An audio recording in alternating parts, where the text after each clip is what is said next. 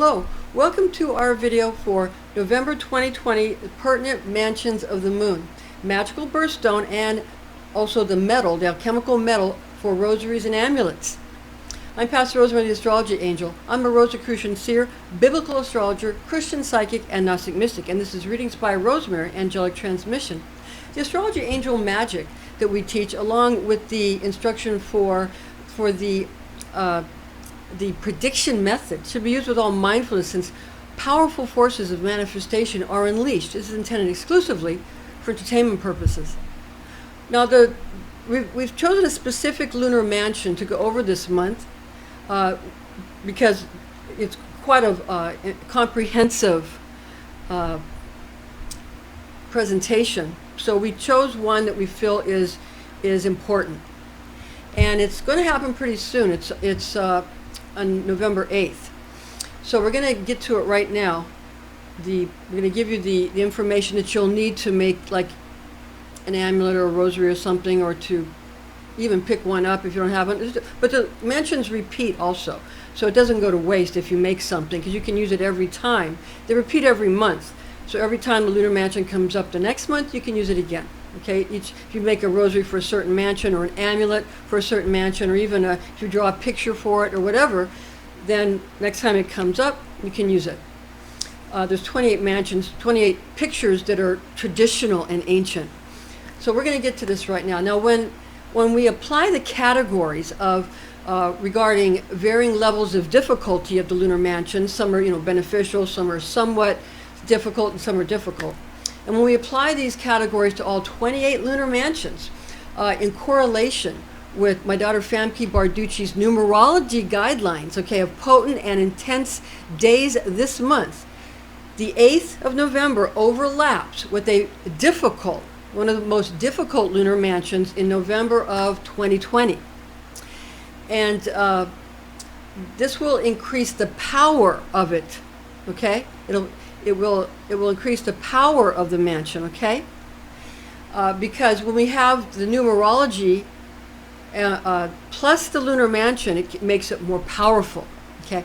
Now, on November 8th, lunar mansion number 12. So on the 8th of November, I believe that's Sunday. It's Sunday. November 8th is Sunday, so it's almost here.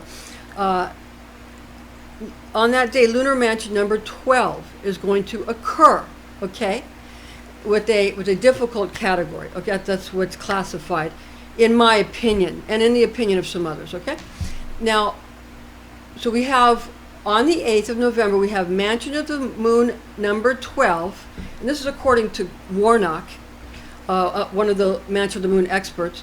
Number 12 begins at 10:23 p.m. Universal Time Coordinated on the 8th. Okay.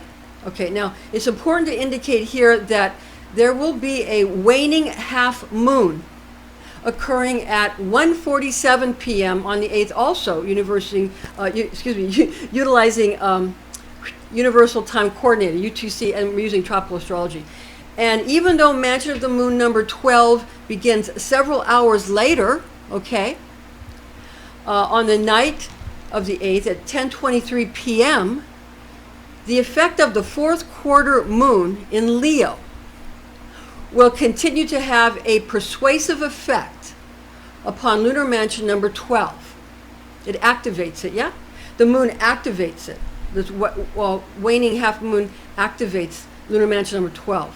Okay, add to this the fact, okay, that Famke Barducci's, my daughter's numerology for the 8th of November 2020 reveals the number 23, okay?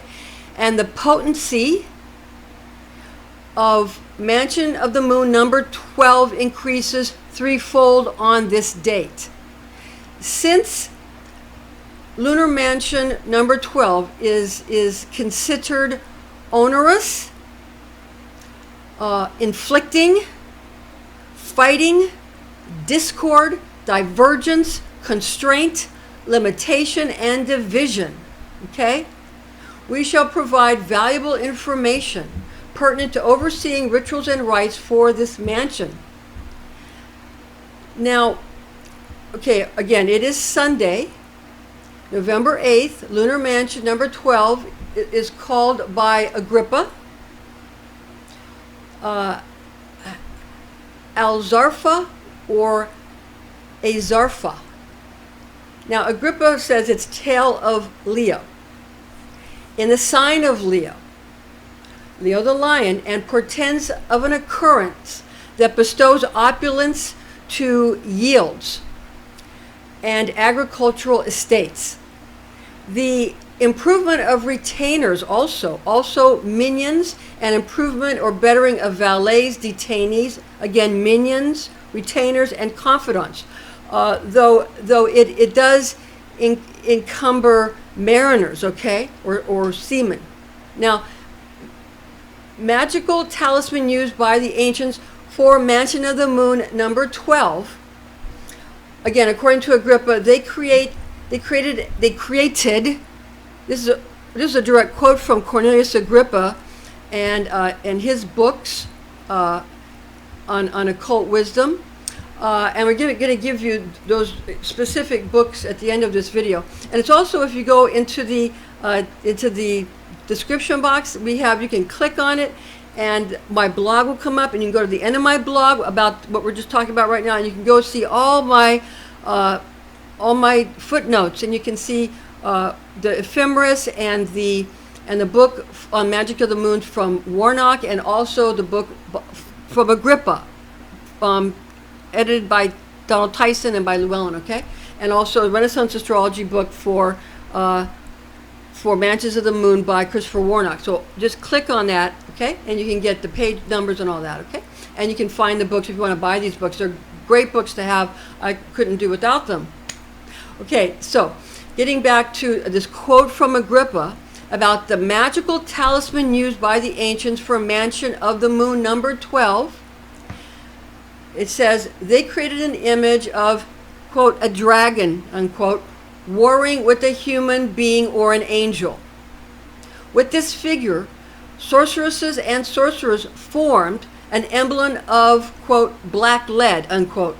To increase magical potency, they added, quote, fur of a lion, unquote, and, quote, asafoetida, unquote, also called asafoetida, and what is that? It's a pungent resin and gum substance made from the juice of a plant of the same name that is used medicinally and therapeutically to treat respiratory ailments. It's also to treat dyspepsia and also amenorrhea, as well as other afflictions for aroma.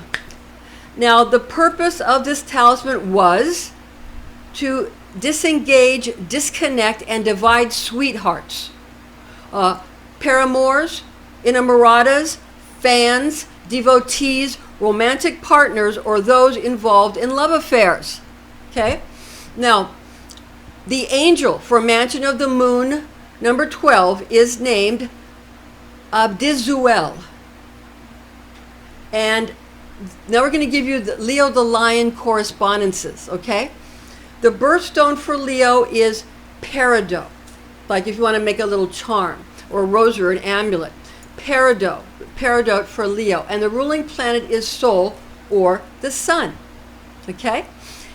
My recommendation, it's an author's recommendation, is to use peridot rosary or amulet and recite Bible verses, which I'm going to give you, listed, and we've listed them, and we're going to read them for you, to protect oneself or one's cared for, okay? Now, the first thing we want to mention is that the alchemical metal of Sol, or the sun, is gold, okay? Which is realistic and usable for this operation. The tarot card that corresponds to zodiac sign of Leo the Lion, okay? So the tarot card that associates with Leo the Lion is strength. But before I show you that, we want to tell you why. The Hebrew letter that corresponds and is associated with the astrology sign of Leo the Lion is the Hebrew letter of Teth. Teth. Okay? There are many spellings, but my spelling that I have for you is T-E-T-H, Teth. Okay? And that's the Hebrew letter. The tarot card, which is associated with Teth, which is the tarot card which is associated with the Hebrew letter Teth, okay, and corresponds to the sign of Leo the Lion, is a strength card, where you see Leo, and you see the goddess who is taming the wild beast, and in that creating strength, okay. So that is Leo the Lion. That is the card of strength, okay, and the Hebrew letter Teth is associated with it. And Teth, even though it stands for snake, Teth means snake.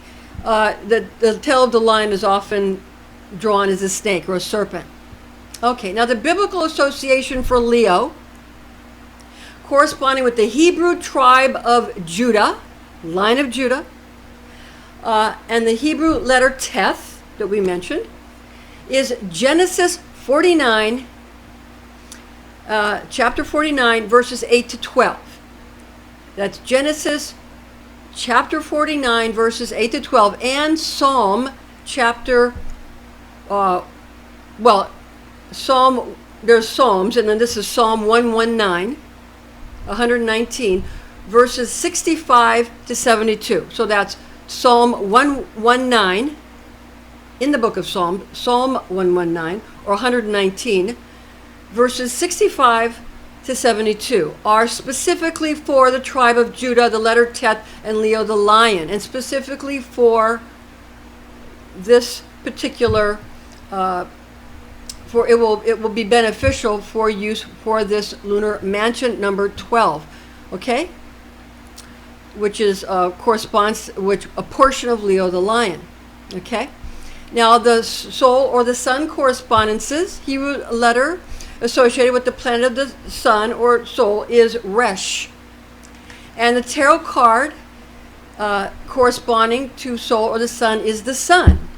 So Resh, meaning the sun, or meaning the conscious mind, the enlightened or conscious mind, the sun, corresponds to the sun, and the sun card, Resh, the Hebrew letter Resh, okay? And the biblical association for soul or the sun corresponding with the Hebrew letter Resh is Psalm 119 or 119, verses 153 to 160. And again, in the description box we have the blog, so you can click on it, it'll take you to that page. Now the moon phase on November 8th, 2020, Universal Time Coordinated, Tropical Astrology is, it's a 51% illumination, waning half moon, fourth quarter lunar phase. And the magical talismans of power, for power, protection should be completed at least 1 or 2 days before any particular lunar mansion takes effect. So this time we're giving you a little bit of short notice, because we gave ourselves short notice. Remember, it's always good the next time this lunar mansion comes around, okay? And sometimes some sorceresses and sorcerers complete talismans for pertinent lunar mansions of the moon 1 to 2 weeks ahead of time, for the purpose of imprinting relevant images upon the subconscious mind of determined audiences. When other astrological factors are taken into account, this could be done months or even years in advance of the desired outcome. And when working through Kabbalistic worlds of the world, is said Olam means world, so Olam of Absolute, Olam Absolute means world of emanation. Olam Bria is world of creation. Olam Yetzirah is world of formation, like in the Sefer Yetzirah, and also Olam Asaya, or the world of action.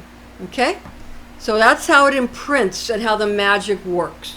It goes from king, queen, prince, princess. It goes absolute to Bria, to Yetzirah, to Asaya. Okay, from from the emanation to creation to foundation, formation to action.